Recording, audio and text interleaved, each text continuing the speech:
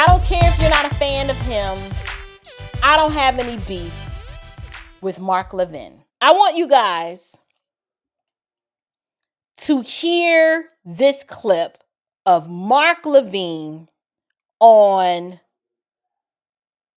Sean Hannity's show. If I had a Hammond B3, I'd be like, listen, this Jew boy is preaching, okay? He is preaching. Listen to him. And Levin, right here on the Fox News channel. I call him the great one, Mark Levin. You know, Mark, you were on the show last night, and we were talking about the difference between President Trump and some people on the left. And President Trump has this very keen sense of history. You are a historian. And we talked about the last century and Mao in China and Stalin in Russia and Hitler in Germany and Mussolini and fascism and Tojo in Japan and Pol Pot in the killing fields. And I think through the prism of history, Donald Trump in this last 21 hours is going to be judged as having seen the world at its potential worst if this regime, this Nazi fascist regime, ever would have achieved their goal, their ambition of nuclear weapons. And I want to get your thoughts specifically on that. Donald Trump did what nobody else could do for half a century. How do you like that? And you know why he did it? Because he loves his country. And you know why he did it? Because he's humane. He saw people slaughtered and he wanted to put an end to it. That's why he did it. Now, it's time that we Americans have to come to grips with something. We have a party in this country, the Democrat Party, that hates the country. Here we are in the middle of a spectacular, humane peace mission where people were being slaughtered. They were being slaughtered right up to the minute we attacked them. We've been talking about it. They've slaughtered our soldiers. They've slaughtered our citizens, our embassy personnel. They come into our country and try and assassinate people. They're the biggest promoters of terrorism. And the Democrats immediately, knee-jerk, they defend the terrorists, like to defend the illegal aliens and the criminals. There's something wrong with that party. They retarded. That at a time we should be celebrating the most spectacular military act I've ever seen, Khomeini's gone in 20 hours? While their president, Biden, was funding the Iranians billions of dollars, while Obama was paving the way for them to have nuclear weapons. Donald Trump loves this country. He knows right from wrong. And we've had a real psyop going on in this country for 10 years against this man, where they try and pretend he's the authoritarian. He's the dictator. No, they are. They talk about the War Powers Act of 1973. Anybody who is a serious constitutional lawyer knows that act is unconstitutional. I see all these lawyers writing these pieces like they're smart. They're dumb. And every administration, Republican and Democrat, has questioned it. But they haven't brought it to the Supreme Court because neither the Congress or the president wants a resolution. When you have Schumer, who's basically sliding and walking and weaving, all of a sudden he's excited because he can cripple our armed forces in the middle of a war that they're winning. That's what Schumer's doing. Schumer, who supported the Obama nuclear plan, and they would have nuclear weapons today. That's Schumer. Then I see these other people say, Trump hasn't made the case. Trump hasn't made the case. He made the case in 8 minutes. Overwhelming. But why do we need anybody to make the case? Do you have eyes? Do you have ears? Are you an American citizen? Do you know what this regime's been doing? Do you know what it's done to our soldiers? Do you know what it's done to our citizens? Do you know we have people without limbs, without faces, without eyes as a result of that regime? What do you mean we haven't made the case? Are you really that stupid? And I think they are. But that party hates this country. I love when they wave around the Constitution. They hate the Constitution. They use it to attack it. They believe that illegal aliens are citizens. They believe that terrorists should be given the benefit of the doubt. Listen, if they had their way, Donald Trump would have sent Marco Rubio and Pete Hegseth and others to go to Congress and say, here's what we're going to do. We're going to attack them at 3 a.m. We're going to use these kinds of forces. We're going to work with the Israelis. This is what we're going to do. Now tell the other 530 members of Congress what we're going to do. Wow, nobody would leak that. Would they, Bernie Sanders and AOC and Tlaib? Of course not. Let me tell you what the founders of this country believed. They changed the word from making war in the first draft of the Constitution to declaring war. They specifically took that out because they don't want the Chuck Schumers of the world making decisions. The only person in Washington, D.C. who's elected by all the people, other than the vice president, is the president of the United States. Chuck Schumer's elected from New York. Bernie Sanders is elected from Vermont. They wanted the commander-in-chief to be elected by the entirety of the nation. And they're even talking about impeaching him if they take the House of Representatives. Ladies and gentlemen, we have an enemy within, and it is the Democrat Party. Every reprobate, miscreant, and malcontent is in that party. The Marxists and the Islamists are in that party. Do they act like they love the nation? Do they? When we have men and women in uniform, Democrats and Republicans and independents, fighting an enemy, fighting terrorists, the greatest terror regime in the world history, and we're winning.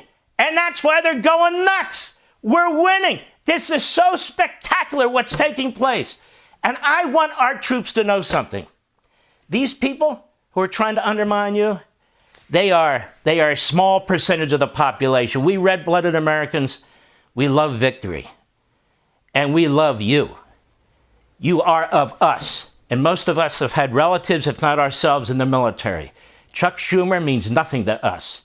Hakeem Jeffries means nothing to us. Show don't mean nothing. You, Mr. and Mrs. America, we support our military. We support our commander-in-chief. We support victory. This is a spectacular military operation with our spectacular ally, the Israelis, with their spectacular prime minister. It's working. It's effective. It's spectacular. And these guys, we have to hurry back to Congress. We need to have a vote on the War Powers Act of 1973. This would be the same party that dragged us into Vietnam, right? Was that a declared war? No, it wasn't a declared war. And I could go on and on and on about the hypocrites in that party. It's their president that was about to hand nuclear weapons to this enemy. It's their president who handed them billions of dollars in cash and so forth. This president isn't going to put up with it, and he hasn't. God bless our president. God bless the Prime Minister of Israel. And one last thing, as quickly as I can. All those poor people who died on October 7th, all those hostages who were taken and raped and tortured and murdered and brutalized, this is for you. All of those Americans who are walking around without arms or legs, they're in wheelchairs, have died. All of those people who died in our embassies, all those people who've died from their terrorist acts, this is for you. And this is retribution. And you know what? We Americans like retribution, especially when it comes to dealing with terrorists. Khomeini is dead. He's not 6 feet under. He's in hell. Yo, that ninja's dead.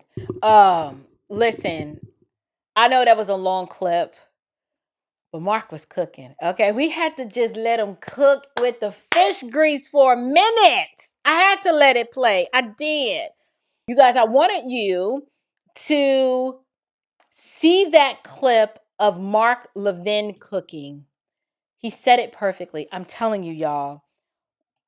What we saw from Trump, this is the geopolitical equivalent of Vito Corleone just looking a rival in the eye saying, listen, this offer you can't refuse. Like, you ain't got a choice. It's over. Okay? For the last 40 years, Iran has been funding terror, chanting death to America, threatening Israel, destabilizing the entire Middle East, and all the global elites was just like, well, you know, it's kind of complex. Nah, it ain't complex. It ain't hard at all. It's easy. America made a decision and we responded decisively. And now all of a sudden, the left discovers morality. Iran's supreme leader is dead. Okay, say it out loud. He dead, y'all. Okay? President Trump just handled family business like he's Vito. Cleaning up the loose ends, no long speech, no begging the UN. You don't beg, you assert. He's not going on an apology tour. He said what he said, and he said it with his chest. No consequences. The entire world heard the message. They heard it when we took out Maduro, and they are hearing it again. Okay, America's back. We back. So let me just say it plainly. Like Crystal said, Donald John Quavius Trump sent the message: you don't threaten America. You don't fund terror against our allies. You don't destabilize the globe without thinking that nothing's going to happen to you. And China and Russia have watched what they've perceived as hesitation, because America, we've been run by a sock puppet in a suit. And then before that, the king of Sodom. And so they smelled weakness, right? They tested our boundaries, and they were boldly expanding their influence, playing in our face. Well, that era has just now ended. And so this strike says we're not negotiating from a position of fear. We don't do that, okay? We're winners. We're not apologizing for being strong. And we're not asking for permission to defend our interests. We just come and take it. Okay? Trump didn't just respond. He recalibrated the board. Okay? And please believe, Beijing and Moscow, they pocket watching. They are paying attention. Because when you take out a regime's top authority in one coordinated move, you just reminded everybody watching that I think daddy's home now, so we got to sit up straight and act right.